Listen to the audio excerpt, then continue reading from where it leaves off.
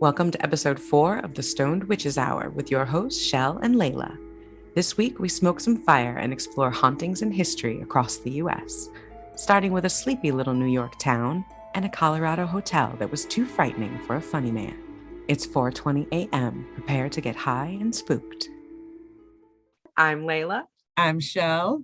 Tonight on episode 4, we've got some cool stories for you. I'm going to talk about Sleepy Hollow, New York. And I'm going to talk about the Stanley Hotel in Estes Park, Colorado. Prepare to get spooked and high. Get your bongs ready. Get your, I don't know. Pipe.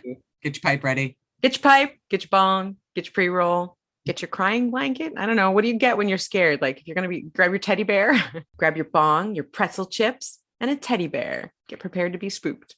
Because we're headed down to Spooksville. Spooksville? Really? I don't know. You can't have high and perfection at the same time. One or the other. That's probably true. So you got 10 inches of snow, huh? Yeah. And, this was our first snow, which is like, I feel like 2 months late. So it's freaking January. It's weird, but normal, all in the same thing, I guess. And of course, you know how it is. Everybody acts like, oh my God, this is the first time I've ever seen snow in my life. It's worse here because they do that with rain. We all get crazy. Yeah. Same thing in the greater Boston area. You get all these things, have a shovel in your car. What did I get the other day? I got an alert to have water, gloves, boots, socks, a blanket, a shovel, hand warmers, and I can't remember what else. And I'm like, do I need a grocery list for this? Sometimes being overprepared can come in handy. I mean, look at what just happened with all those people that were stranded for like 24 hours on the interstate in Virginia. Yeah. I think we're more prepared for that in the Northeast. We're New Yorkers. We're ready for that shit. We're going to be snowed in at any moment in the summertime. So we're prepared. True that. I don't know. I guess you have to be from the depths of New York to be able to A, drive, and B, acclimate to extreme weather changes on a dime. So true. So we dropped our first episodes, and even better, I was looking at the different states. People have been listening to us all over the country, admittedly more East Coast. So come on, West Coast has got to step it up here, but because we know we're scarier. Duh. That's right. New York, Connecticut, Massachusetts, Kansas, California, Ohio, Florida, all over the place. People have been listening to us from all over. I'm super impressed. That's awesome. I was expecting, maybe 5s of listeners. We're at 10s. We're at 10s of listeners. So we have already exceeded my expectations, Shell. I'm very happy. We're doing well. Yes, we are. And I'm having fun with it. So what else could you ask for? Exactly.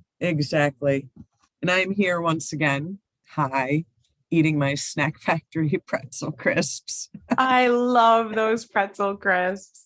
Right now I'm eating the everything ones, but I found at the store the other day, I found regular, buffalo, and everything. So I restocked on a bag of each.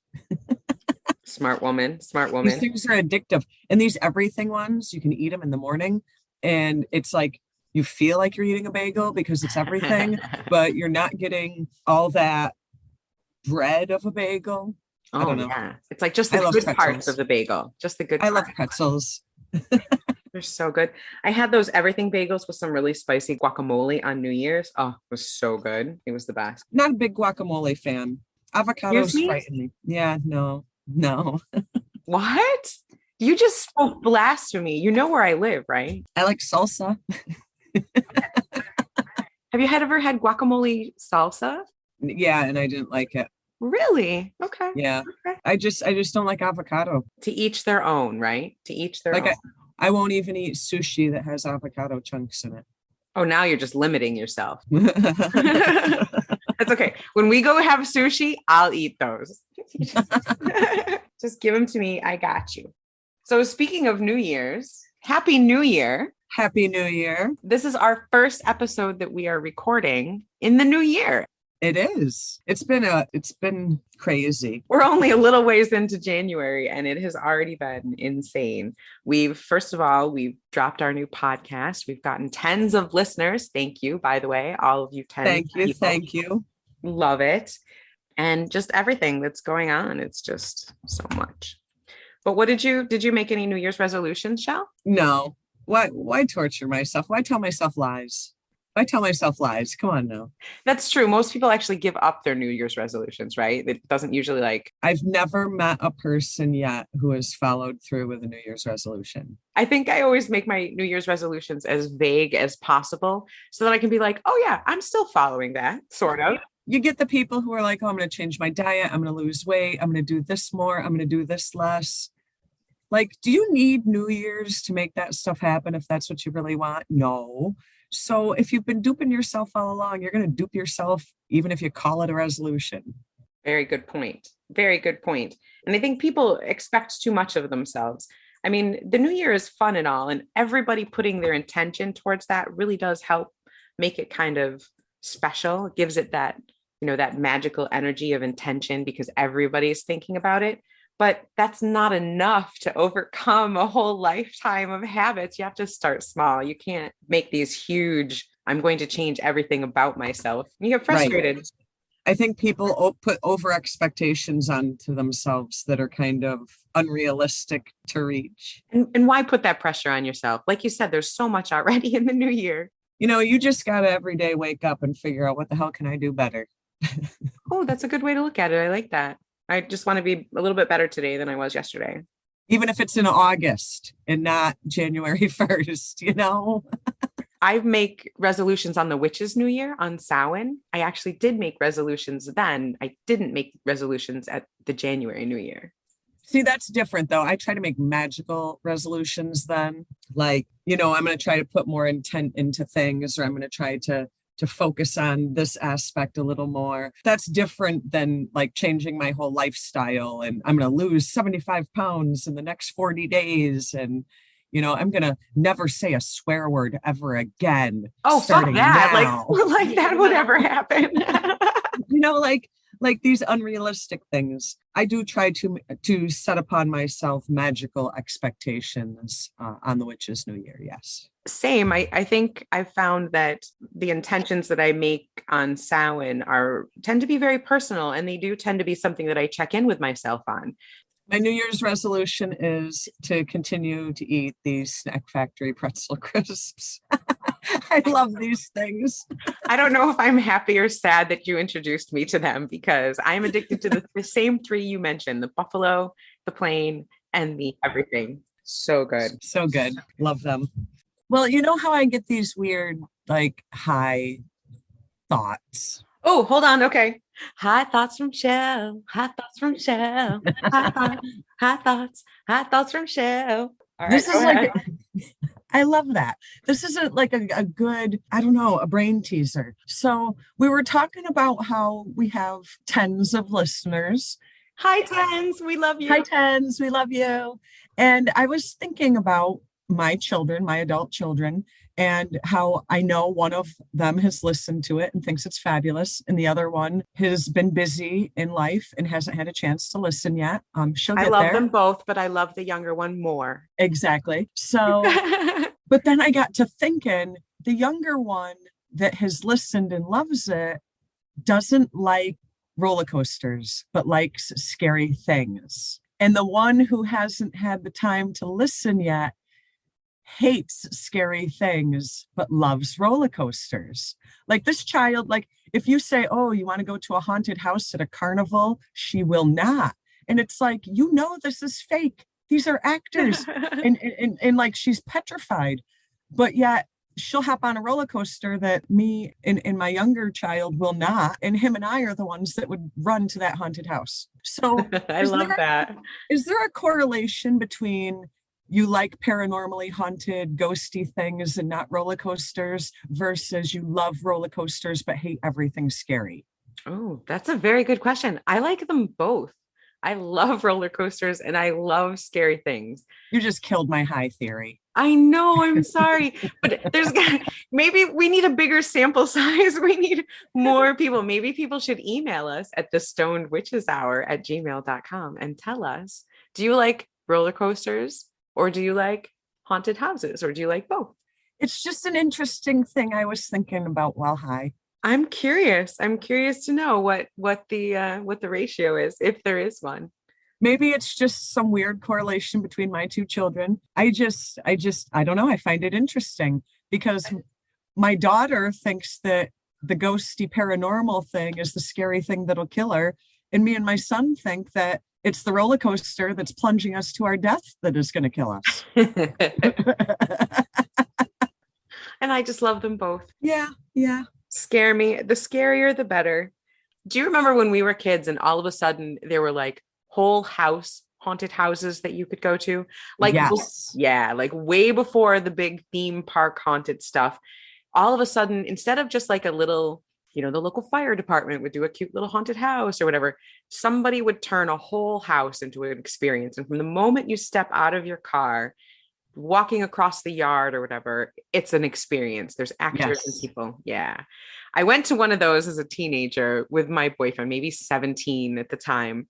And where he had parked, you couldn't get in or out of the passenger side door. It was like kind of a ditch up against a little hill. So I had to slide across the bench seat and get out the driver's side door. So we go through this whole haunted house and it was super scary and spooky and I kind of loved it, but I was being all cool and macho, because I'm macho. I'm all cool and, brave and like, I'm not scared. This is just fun.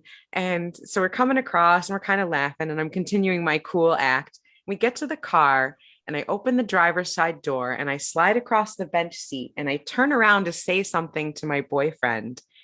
And there's a zombie face 2 inches from mine in the center of the bench seat of this car. I lost my shit. I screamed so loud. I forgot where I was. I forgot who I was. I thought I was about to die in that moment. And my boyfriend, I thought he was going to pee himself on the outside of the car.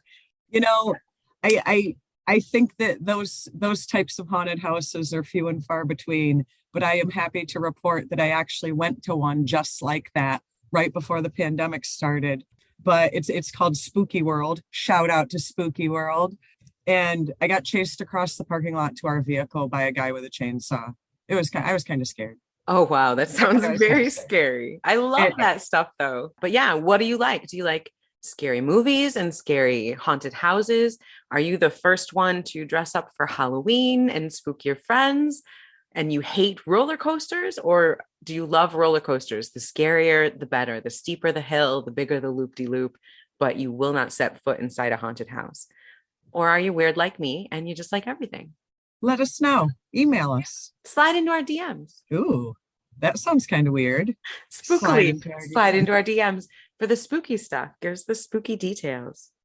Spill the spooky tea. Spill the spooky tea. Hey, and then we could do tea leaf readings. Hey, there you go. See? Perfect. It's perfect. Spill the spooky tea. We need to talk about ghosty stuff. We do. Let's get into some of that. Let's see. I think we're too high that we're stuck in talking about high right stuff. And what are you talking about today? Today I'm going to talk about Sleepy Hollow. Ooh, Sleepy Hollow, New York. The legend of Sleepy Hollow, Sleepy Hollow Cemetery. The whole kit and caboodle was Sleepy Hollow. Nice. Well, I'm lighting a joint. I've been smoking these chillums again. But what I've been doing is I've been grinding my own and packing my own chillums instead of buying them pre-packed. Oh, that's so sustainable of you. I love that. That's why I had to get with the times and use a grinder, updated technology. Look at you. 2022, you got a grinder. You're reusing chillums. Shell, you got this. Maybe that was my resolution, was to use more sustainable methods to smoke my weed. That is not a bad resolution to have, and one that, you can just keep trying to work on. It's not like, oh, I bought some packaged weed. I'm fucked up for the year. I'm done. You just do better next time. Do better next time. I might have to buy it shitty packaged, but at least I will sustainably smoke it. That's right. And like you said earlier, tomorrow when you wake up, just be a little bit better. Exactly. I want to talk about Sleepy Hollow because This is like the OG of American folklore. Sleepy Hollow is from like, I don't know, like 1796, I believe, 1786, something in along those lines. It's like 100 years or so after the Salem witch trials. Yeah, actually about that. So the legend of Sleepy Hollow, everybody talks about Halloween, similar to the Salem witch trials. Big Halloween story. I don't know. I like spooky stuff all year long. It Me doesn't too. Funny how necessarily. this seems to only pop up around Halloween. Like, I like this stuff all the time. Well, it's January and we're talking about it now. So, I don't know. I guess it's like you think about Santa Claus in December kind of thing. Maybe you only think about spooky things during October. I don't know. okay, fair enough. I don't know. But the legend of Sleepy Hollow actually comes from Washington Irving's 1820 tale of a headless horseman who terrorizes the real life village of Sleepy Hollow. So, Sleepy Hollow, the town, is a real place. It is a real place. You might have sometimes heard of it as North Tarryton, New York. Oh, I have heard of that. Kind of the same place. You know how like New York likes to rename towns sometimes to better. So confusing. And sometimes, like, the official name of the town is different than what everybody calls the town. Exactly. This is one of those deals. Okay. Absolutely. Washington Irving was like this author, used to write books in the early 1800s, but it's not a fictional story. It was based on folklore he heard when he moved to Sleepy Hollow. So basically, he moves to Sleepy Hollow for, I don't know, I didn't check out why. He moves to Sleepy Hollow, and all the townspeople start telling him all these stories, and he decides to write a book about it. So that's kind of how the book came about and the legend of Sleepy Hollow as we know it today. But there is some truth behind it, and there is a story that prompted that legend, and there are things that happen on occasion to this day that I thought might be interesting and fun to talk about. Very cool. Well, what is the story of Sleepy Hollow? It is a revolutionary soldier that is supposedly murdered in the vicinity of the Sleepy Hollow Cemetery on a bridge, a little, the little bridge that crosses the creek kind of thing. He was killed as almost like, think of it as a prisoner of war, and got his head blown off by a cannon. Holy shit, he got his head blown off by a cannon? Got his head blown off by a cannon. Why were they firing a cannon? Who the fuck's firing cannons just for fun? Is this like those people that on New Year's go out and fire their guns? Like, do people in Tarryton, New York just fire cannons for no reason? No, this was during the Battle of White Plains, which was a battle. I know White Plains, New York. It was around 1776. Now, a couple of stories I looked into said that it happened around Halloween of 1776. That could be the Halloween Association, but I wasn't there. I don't know what month it was. Kind of like Ouija boards, dates like Halloween, I think, attract things or just attract our imagination. Pretty much. So this soldier has been decapitated by a cannonball during the Battle of White Plains around Halloween 1776. How sad for him. That's terrible. Yeah, so he basically, his spirit was pissed off and he never left and haunted that bridge and that cemetery. I'd be pissed too if I lost my head to a cannonball. Like, that's like, how like, violent. Did you see that coming? You're like, oh, well, there's no dodging that. Apparently not. Nobody said duck. I mean, come on. Apparently not. And strangely enough, there was actually a historical figure named Ichabod Crane. So that was actually based on a real person. Ooh, so there's more. So real town, real person. Real town. And there actually was this soldier that was got his head blown off. Wow. Yep. Okay. So there's a lot of fact to back this up. So, it's actually based on some Revolutionary wartime facts. So, this guy, Washington Irving, comes to town, hears all this, and really what he wrote is kind of really what they say happened. Around the time where he got his head blown off, he reappears on that bridge. He will chase people Folks have claimed to be chased, folks have disappeared. There's been, in the mid to late 1800s, several instances where people would go courting in the cemetery, is the words they used. Courting? Do people still go courting? Courting in the cemetery. Going courting in the cemetery is probably like a first date at a horror movie, right? I guess. Yeah. A little scare, get a little nervous. Get a little close. A little close. So there was instances reported of teenagers going in there to do their thing and disappearing and never being seen again. Do you think all these makeout spots being haunted is because they're actually haunted, or it's because the grown-ups want to scare the kids away from these dark, secluded places? I think it's a mixture, because if you are going to go courting to a place that has paranormal activity, you're asking for trouble. I think so. And a lot of this paranormal stuff happens at night in secluded, dark places. And where are you going to go make out? At night in a secluded, dark place. So right. I guess it's just like same location kind of thing. You're bound to run into one or the other. Right. Okay. And cool. and I guess it's a 50-50 chance if you're going to disappear. Well, you're going to either get some kids making out or you're going to find a ghost, one or the other. Right. So apparently there were documented instances where people felt like they were being chased by a revolutionary soldier that was carrying his own head. There were instances where people felt that he threw his head at them.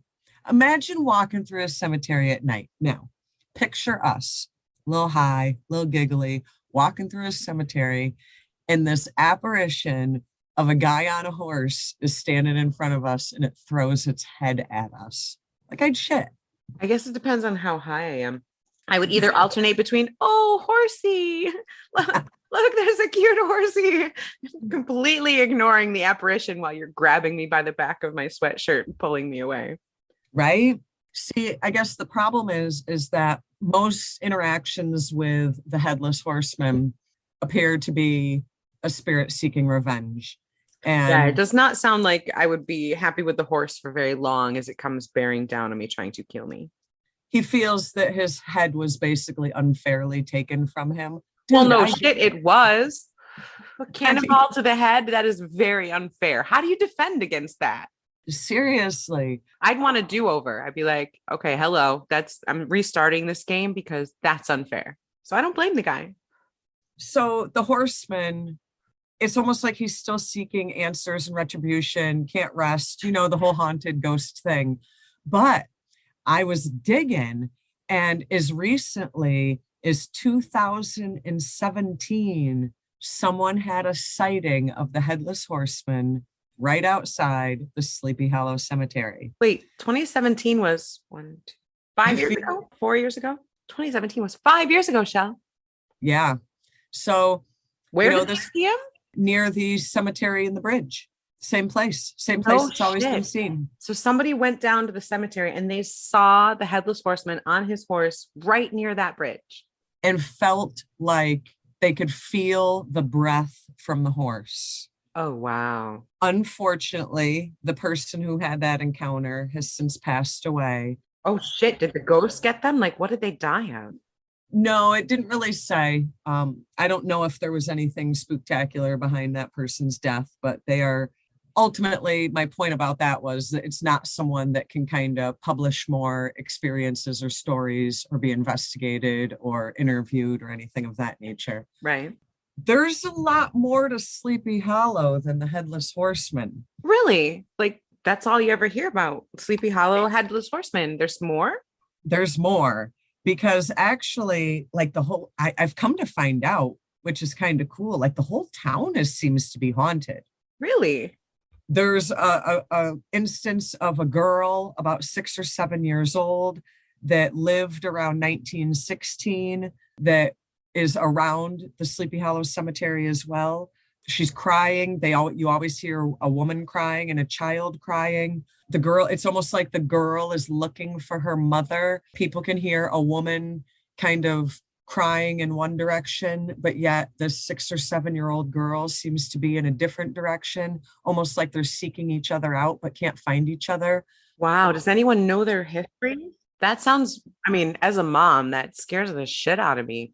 Has any psychic or anyone tried to like find out? Not that I have found, but there is a statue of a woman that is seated and it's described as twice life size. I'm telling you, when you come to New York, we need to go to Sleepy Hollow. Yeah, For we real. do. Yeah, we're going.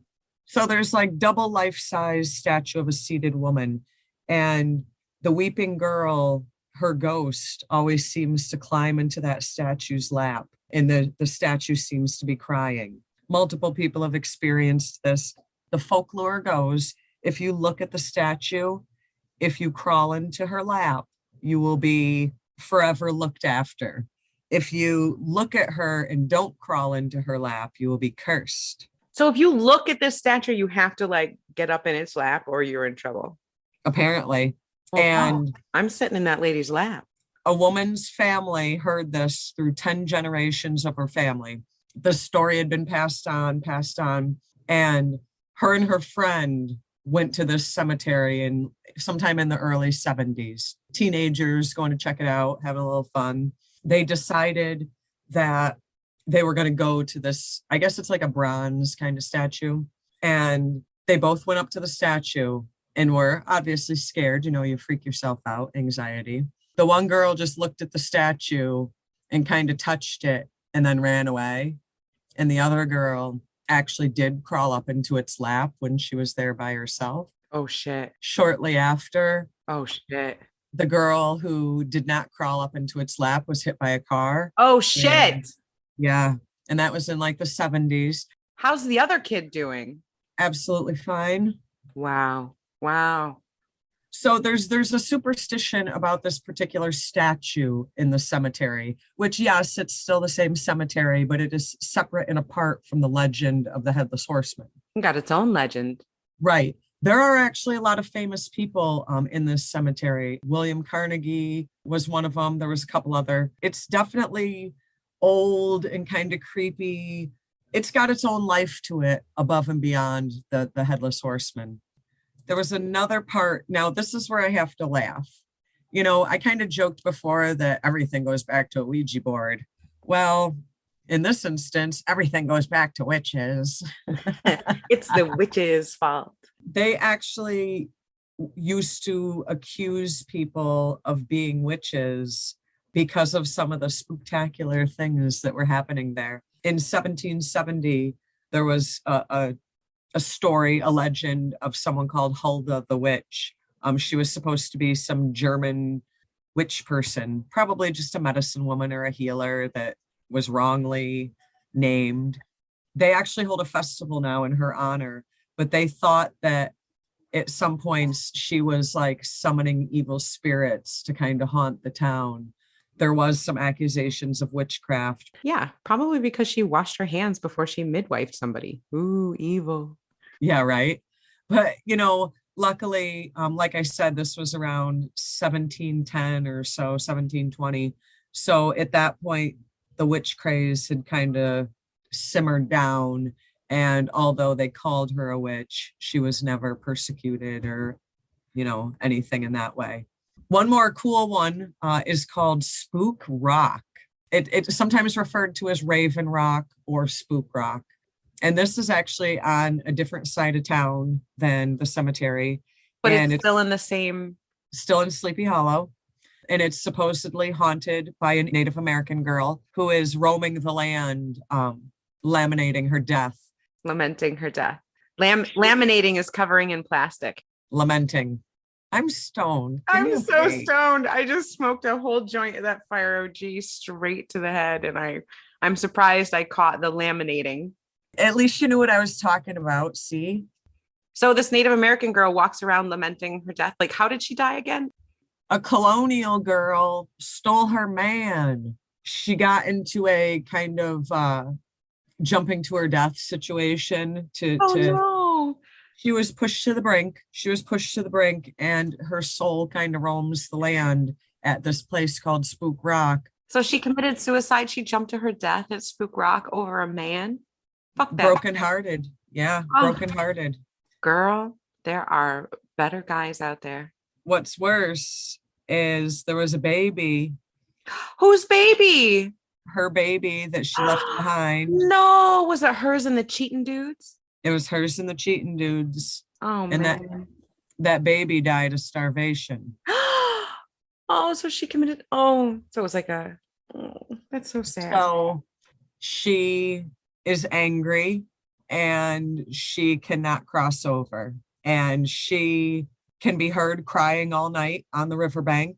She can be seen kind of in a Native American type outfit, walking along the river, up and down the riverbank. Generally, if approached by a female, she's just weepy and sobby, but has been known to attack males that her spirit has encountered. Men have felt being choked. They have felt being strangled, like they're losing their breath, losing air, can't breathe, type of attacks. She's angry and she's hurt and she's still there. Wow, that's sad. You got to figure, the legend of Sleepy Hollow, the headless horseman, that's a great story and all, but when you're talking about a town in America that's been around since the early 1700s, there is bound to be a lot of death, a lot of heartache, a lot of ghosty paranormal stuff just based on the history of what's happened on that land. Well, we're a baby country in a lot of ways. We haven't been around for very long. And however, the oldest colonial settlements are in the Northeast, in places like Massachusetts. And so, like you said, they're bound to have a history of death and torment and right. And then you figure, what the colonial folks did in terms of commandeering land from Native Americans. A lot of blood lost in the Northeast, and a lot of sad spirits up in this neck of the woods. Yeah, that makes a lot of sense. It's sad. Sleepy Hollow has a lot of haunted histories that run deep and are very relevant to this day as far as experiences and sightings and things of that nature that don't necessarily have to do with the headless horseman. I honestly think with Sleepy Hollow in particular, I just think it is so much for so many years. I don't necessarily think has any attractant or, any sort of portal type things going on. I think it's just a place that has a long kind of shitty history at some points, a lot of heartache, just some people that are stuck that just can't leave. I just think it's just an old town. Not necessarily an attractant, but an old town. Yeah, an old town with a lot of sad history. Sleepy Hollow as a whole, if you are looking for ghosty paranormally experiences, I think it's a must go to. So what is it that you're smoking today? You seem to be puffing on a cutie little pipe. Love when you smoke a pipe. I am smoking a cutie little pipe. This is one that my husband got me because he knows I like cutie little things. It's got Love it. A little lizard. Do you see my little froggy lizard guy? That is cute. I like your little lizard. It looks like a lizard on a birch tree. Yeah, I was an artist that we saw back before the pandemic. We used to go to a lot of the cannabis festivals in California. We'd drive around because, being from a prohibition state, it was really nice to come out here and not only have pot shops that we could go to, but we could go to marijuana festivals and just walk right in. High Times festivals. Everybody had a festival. And there was a nice girl sitting there with some glass that she had blown, and this was one of the pipes. Very cool. But yes, tonight I'm smoking some Fire OG Kush. What's in your pipe tonight? Banana punch. Now, very good, like the high, does not taste like neither banana or punch.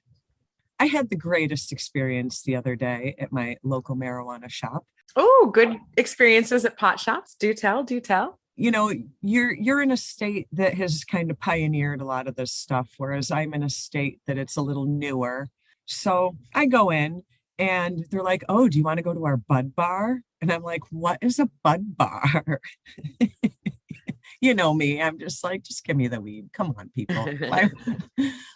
So I go over to this bud bar, and what it is, so previously you would go in, you'd look at a menu and, just like a restaurant, and you'd pick something and they'd go get this prepackaged amount. You could either get, like a half gram or a gram pre-roll, an eighth, a half, there was set amounts you could get. So I go over to this bud bar, brand new. They have like big jars all along the wall, like not mason jars, but think mason jars. Like those cheese puff containers, the ones that come in that big plastic container, the round cheese Kinda, puffs and like but that. glass, but Right. glass. Yeah. I'm like, hey, wow. So they don't have a menu. They just have all the jars labeled. And what this sheet is that they give you, it gives you like every single measured increment you could think of. So you could go in there and be like, hey, I got $26.34. Can you get me $26.34 of banana punch? And they will, with these little tweezers, go into this jar and weigh out $26.34 worth. I was just, I don't know. I was taken aback. I was like, this is so great. How old school am I? Where I was so like flabbergasted that you could just go in there and any amount you wanted or any dollar amount you wanted. So I'm like, give me an eighth of this. So, I still got the same amounts that I got normally, even in the prepackaged stuff. But you could literally go in there and say, I've got $12.72, and they will give you $12.72 worth. I love it. I love that. And it's funny that they're coming up with that now in Massachusetts, where it went the opposite of that here. When we moved here, it was still only medically legal. Everything was in jars like that. Not a lot of it was prepackaged in these little, a plastic jar that's been shrink wrapped inside cardboard, inside more shrink wrap. There were very few that were like that. Most stuff was in the jars, and they would just weigh out however much you wanted, which I enjoyed. It was much more similar to what you and I are used to, where you just be like, I want an ounce or 2 ounces or a half or whatever. And you would just get it in a baggie and you were happy. Now you have to have an engineering degree just to get it out of the packaging. Yes. And then shortly after it became legal here, they started to move away from having it in the big jars and into it had to be in individually wrapped packages. And I loathe that. I hate it with the burning passion of 1,000 fiery suns. See, that's what I was used to. So, because that's how it started here in Massachusetts. I think we're going in our third year of legalization, if I'm not mistaken. This is the first time I've seen this. And we're going on, I believe, year 3 of legalization here. I think that's the right direction. I think Massachusetts is going in the correct direction. I think all the packaging is horrible. Sometimes I'll go get pre-rolls. I can either get 3 or 5 in a package.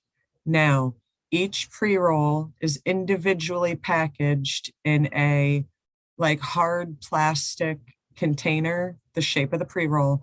And then that is in like a hard cardboard box with all these plastic mechanisms to avoid children from getting into them. So when you take the pre-rolls out and just pile up the garbage, you got a stack of garbage this big, this wide, for 5 little pre-rolls. I understand the theory behind keeping it out of the hands of people who shouldn't have it, but for God's sakes, you're killing the environment. That is a lot of garbage, the sheer amount of packaging garbage, and most of it is the non-recyclable type of plastic and the non-recyclable type of cardboard, especially with so many hemp products available, hemp paper, hemp cardboard, hemp plastics even, that are super recyclable. I just think it's a shame. One option also is like these thick, heavy glass jars. They are recyclable, but that's a lot of glass for a little amount of weed. It is a lot of glass. And the other thing too is just put it in a fucking baggie. Get some hemp plastic baggies and just put it in a fucking baggie. Or if you go back to the same dispensary all the time, or you have the same delivery place, reuse it. Like, how hard would it be for me to hand my delivery guy the container I just emptied as he's handing me a new full one, and then recycle it that way? I kind of rotate around between maybe 4 or 5 different dispensaries, different stores. And They should all have a recycle bin right out front where you can drop off used packaging. just this one, and like I said, this is the first time I've seen it, just this one has that bud bar option. So it's not even like every place has that option, if I went in there with that same container kind of thing. Honestly, I say vote with your dollars. Go to that place more often. You wanna hear an irony about that particular store? Yes. That is the one that is owned and operated by Seamus's cousin. And they also promote as a veteran run and veteran employer business. Well, good for them. Kudos for them. Shout out. What's their name? CNA. All right. CNA. Shout out to you guys. You're doing it right. 2 locations, Amesbury and Haverhill. Just saying. And these buds, can I just talk about the buds I got? Please do. Tell me. So they were like that light green, super compact. I actually had to get a little hip with the times and break out my grinder. Oh, yes, because a grinder is cutting edge technology. For me, it is. For me, it is. So I broke out the grinder for this stuff, but it is like that pale green, beautiful, white, crystally. Like I could see why it maybe, okay, so maybe the banana name came, maybe it kind of could look like a banana. Maybe the buds surely doesn't taste like one, but I could see how maybe if you're high, the bud could look like a banana. So what do you think you're gonna put out there tonight? Tonight, I'm going to take us to Colorado to a grand old. All right, I'm lighting a joint. To a grand old hotel. There was actually the inspiration for a movie. Ooh, what movie? The Shining. No shit. No shit. Now, I don't know about you. This is considered one of the scariest movies of all time, even though the author of the book, Stephen King, that the movie is based on, hates the movie. He did not like it at all. I thought most of his movies were based out of Maine. A lot of them are. This one is based out of Colorado, as I try to light my joint. So back in the 70s, Stephen King and his wife Tabitha were traveling in Colorado. It was like 1974. It was snowing in Colorado, which honestly could be summer. Shocker. Right. Shocker. It could be summertime. But this was late fall, early winter. And when they got to the Stanley Hotel, it was actually the last night they were in operation before it was being closed down for the winter season because it didn't have any heat in the hotel. Ouch. Their credit card machines weren't working because, again, it was the last night and everything was being shut down. And it was very late at night when he and his wife Tabitha had gotten there. Luckily, Stephen King had cash and enough cash to cover a night. The only room they had available was Suite 217. Which was the presidential suite at the time because it was the only one that had sheets still on the bed. Not like the dude couldn't afford it, let's be honest. So the author and his wife are wandering through this hotel. No other guests in this enormous hotel. Hey, guess how many rooms this hotel has, Shell? How many? 420. Really? I'm not even joking.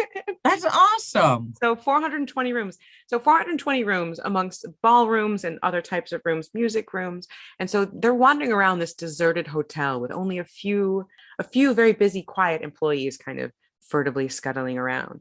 When they ate dinner, they were the only people in the enormous dining hall, and all of the other tables had the chairs up on top of the tables, kind of like you're getting ready to go home after school. Where was everybody else? It was the last day. It was the night that they were closing up before the whole entire hotel was going to be closed for the winter season. So they're the only ones in the dining room, and hardly anyone else is there. And after dinner, his wife went up to their room because it was just a little too creepy for her. And Stephen King decided to kind of wander around a little bit more. And he came upon a bar, and he says that there was a bartender there, but because they had closed everything up, the bartender refused to take any money, saying that all the registers had been closed out for the season, and so allowed him to drink for free. And as very nice. Yeah, who doesn't love some free whiskey? He says it was very eerie, and he thought maybe he had imagined the bartender because no one was there when he went back later. And he hears some music in the ballroom, but there's nobody there, and all the electricity seemed to be off, but he would occasionally hear notes of music playing. And he found himself up on the 4th floor. On the fourth floor, he saw two children, not twins, but two children wandering around. And he went down and found someone at the front desk and asked them about the children up on the fourth floor. The person at the front desk told Stephen King that there were no children staying at the hotel, that Mr. King and his wife were the only guests, and that none of the employees had children there. Insisted that Mr. King must be mistaken. So after he finishes wandering around, he ends up back in his room, a little disturbed. He says the hallways were very eerie and they made him feel uncomfortable. And he went to sleep in room 217 and had a nightmare. And in this nightmare, he saw his 3-year-old son running through the halls of the hotel, terrified for his life, as if something evil was chasing him. And as his son ran through these hallways, Stephen couldn't get to him, and he heard his son let out a blood-curdling scream, and that's what woke him up out of this nightmare in a cold sweat. He got up out of bed and went out onto the balcony, and as he was smoking a cigarette, recalling that dream and his eerie experiences in the hotel that day, that's when the entire manuscript, that's when the entire novel, The Shining, came to him. Oh, wow. So this was like the real Stephen King based on a real story that he really had in his life? This is, yes, absolutely 100% true. This is based on Stephen King. He stayed in room 217. No shit. I didn't know that. Yes, this is an actual place. Now, a lot of what happened in the book, he did take liberties with some things, but there's no denying that the Stanley Hotel is extremely haunted. Oh my God, can you stay there? You can even stay in room 217. There is a wait list to stay there because it is considered one of the more haunted rooms of the hotel. Stephen King is not the only famous person to have stayed in that room. Who's else has stayed there? Jim Carrey. That guy's kind of nutty. I love him. I love that guy too. During the filming of Dumb and Dumber, they filmed some scenes in the Stanley Hotel. Oh, I didn't realize that. Yes, like I believe in the bar, and there's a couple other locations there.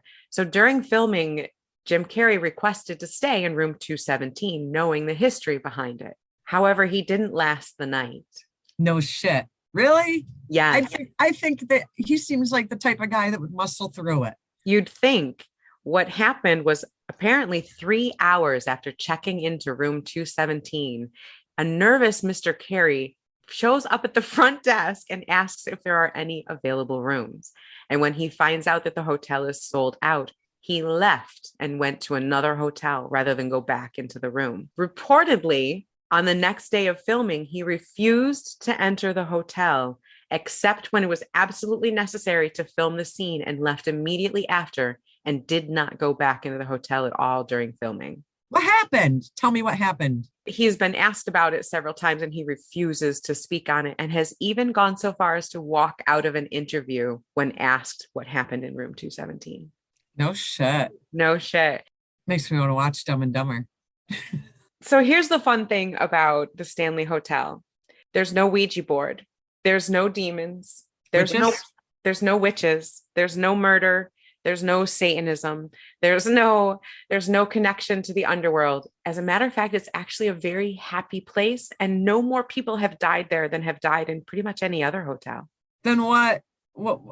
The Stanley Hotel was built in 1909 by F.O. Stanley, which is like a weird name, right? Freeland Oscar Stanley. He was an American inventor, entrepreneur. So, all good things that we love as Americans, right? And have you ever heard of the Stanley Steamer? Does that ring any bells? Yeah. He invented the train car, the Stanley Steamer, that was like faster than any other train car at the time. So he was like a multimillionaire, but he was dying of tuberculosis. So his doctor's like, hey, dude, you've got 6 months to live. All I can tell you is try to get some fresh air. Maybe that'll help. So he went out to Colorado to live in the mountains and die there. His doctor even made plans to come get his body 6 months later to bury him back east. So he goes to Estes Park, Colorado, and he doesn't die. As a matter of fact, he gets super healthy and takes hikes, and he loves it. The man lived till he was 91. Oh, wow. Wow. So he was cured in the mountains of Colorado, and he decided everybody, all his fancy friends, needed to go there, but it was a little too provincial. So he was going to build something that rich people would want to come to in Estes Park. So he builds this huge hotel. Only it wasn't a hotel at the time. It was only invite only. It was finished in 1909. And in 1911, there was a power outage, and one of the maids Mrs. Wilson went into room 217, which was a suite at the time, to light the candles and the lamps. Unbeknownst to her, does anyone even say unbeknownst? Sometimes. I don't know, maybe. Unfortunately for her, there had been a gas leak. And as soon as she went to light the lamps, an explosion occurred that destroyed 10% of the hotel. The explosion was so bad, it knocked Mrs. Wilson through the floor and down into the first floor of the hotel. But miraculously, she only broke both her ankles. She survived. Ouch. No one was killed. They gave her her job for life, and she reportedly worked there until she passed away. And her ghost haunts room 217. However, what she does there is she puts people's she puts people's clothes away. She unpacks their luggage. There's reports of her straightening their shoes. She's like a nice ghost. She like almost like a live-in maid. Right. So it's room 217, which I guess is room 237 in the movie, because Stanley Kubrick thought that nobody would want to stay in a haunted room. Yeah, people do. But people do. So yeah, so she died in she didn't die in the room 217, but she died and still haunts room 217, but she only does nice things. Wow. So the concert hall is another very haunted area, and it's haunted by Flora Stanley, which was F.O. Stanley's wife at the time. And she can often be heard playing the piano. She loved being in the concert hall when she was alive. She didn't die there, but in death, she stays there quite a bit.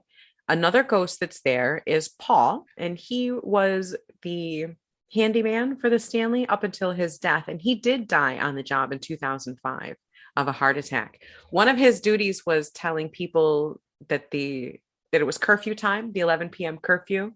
And actually, you can hear him say, "Get out." No shit. Can you really? Yeah, people have recordings. They have those EVP, electronic voice phenomena recordings of him saying "get out" to people in the ballroom. And that's a very common thing. Oh, wow. Oh, wow. Yeah, another ghost that wanders around the hall. This one I've heard two different backstories for is Lucy, and everyone agrees that she's a young woman. And by one account, she was a young girl. By another account, she was a homeless woman who was staying in the boiler room or in the basement of the hotel. Or she was a young child that had wandered into the basement of the hotel. And when the staff threw her out, she froze to death outside. And it's said that her ghost still haunts and goes around in the concert hall. There's even pictures of her online. You can see pictures of many of the ghosts of the Stanley Hotel. What I thought was the most haunted, however, when we go to the Stanley Hotel, rather than wait in line to stay in room 217, which is booked months in advance, I would much rather stay on floor number 4. What's floor number 4? Floor 4 used to be the attic where the nannies would stay and the children and a lot of the maids and their children would stay. It's been separated into rooms, and that's the area where, from what I could find, most people experience hauntings. They hear footsteps above them, even though the roof is slanted and you can't walk on it. They'll hear nannies telling children to be quiet or to get in line. They'll hear children giggling and laughing or calling out names. I was watching a video of people that were doing an investigation, and they were speaking to some of the staff. And when they asked one of the women on the staff if she had ever experienced anything, she said she had, always on floor 4, that she wasn't afraid of any of the areas in the hotel that were reported to be haunted, but she always experienced something herself when she went to floor 4. Oh, wow. One of the rules that I found for the staff is it is a fireable offense if any of the staff fake anything or hoax any type of paranormal or ghost events at the hotel. It's pretty sad that they have to actually put that in writing with their staff members. Well, it's kind of interesting to me that that's kind of a protection. If you see or hear something unusual, you know it's not because the staff did it. Right. But on the 4th floor, there's several rooms.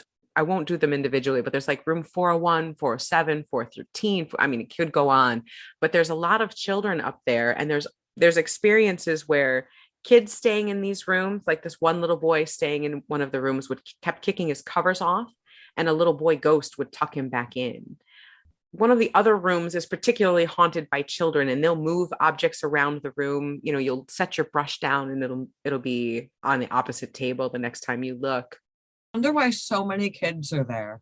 It's a good question. And again, one of the theories is that even though not a lot of people passed away there, it was a site of a lot of happiness. It healed that man of tuberculosis who built it. And a lot of people had found a lot of joy there. So one theory is that there are caves underneath the Stanley Hotel. They're used for storage, they're used for travel back and forth between things. And it's known that these caves consist mostly of limestone and quartz. And so there is a theory that something in the stone, something in the quartz there possibly creates a vortex. There's a staircase that people call the vortex. And it's a lot of sensitives say that it's a highway for spirits to go through there. So it's thought that maybe a combination of the type of stone underneath or something to do with the area. I believe there's a holy site for Native Americans that's nearby. So it's wow. Yeah, so it's considered that it might be a waypoint of sorts. And so happy people are there. So children who had a good time, who enjoyed their lives there with their nannies or with their mother who was a servant there may have had a very good time. And so their soul went back there. So kind of the exact opposite of Sleepy Hollow, basically. The exact opposite. One of the ghosts that people can't find a history for, but is a common theme, is the cowboy. Again, on the 4th floor, in a particular room, the cowboy will appear, usually to women. He likes to kiss women, or he'll run his hand up their back or on their head. Yeah, he's a pervert. He is. However, he's a polite pervert, I guess. One couple asked him to leave and he disappeared and didn't come back. The cowboy, often people will describe him as appearing at the corner of their bed or pacing back and forth at the end of their bed. So no one knows what his story is, but he's been reported by so many people, so many various people in that same room. There's no reports of any cowboy ever dying or any cowboy in particular ever having been there. But yeah, but if it's kind of considered like a spirit superhighway rest stop, you don't know who you're going to get from where or for how long. That's exactly right. There's even one of the ghosts, the person who originally owned the land was an Irishman, Lord Dunraven, and he sold the land that the Stanley Hotel resides on to F.O. Stanley. He also did not die there, but there's an Irishman in room 407 and dressed in old clothes that people are pretty sure has to be Lord Dunraven. So something about this site just keeps attracting ghosts to it. Makes me want to go there. You know how you get those little cards, like you can write about your stay. But one of the hotel managers said that 1 in 4 of their response, either through cards or some other way, 1 in 4 people reported some type of unexplained event happening while they were there. Doors opening and closing, things not being where they put them, their luggage being unpacked for them. In room 217, Mrs. Wilson doesn't like unmarried couples. Unmarried couples have often reported a cold presence between them in bed. Wow. Yeah, people, they see shadows going from one wall to another. They'll hear things, especially children and giggling, especially on the 4th floor.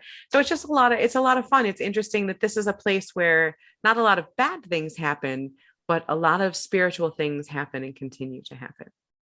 Well, I am planning to go to this location. You and I. Me too. It's a date.